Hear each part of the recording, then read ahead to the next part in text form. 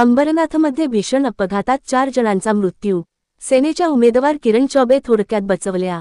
अंबरनाथ शहराच्या पूर्व आणि पश्चिम भागाला जोडणाऱ्या उड्डाणपुलावर शुक्रवारी सायंकाळी भीषण अपघात घडला आहे.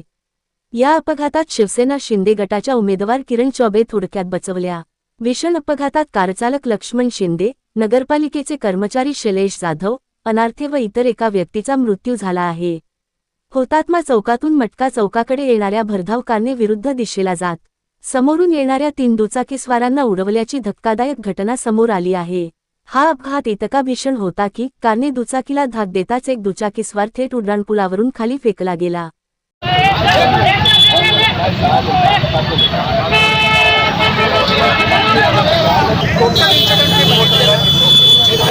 गाड़ी है, 2 बाइक है, ड्राइवर 2 झाले, 2 में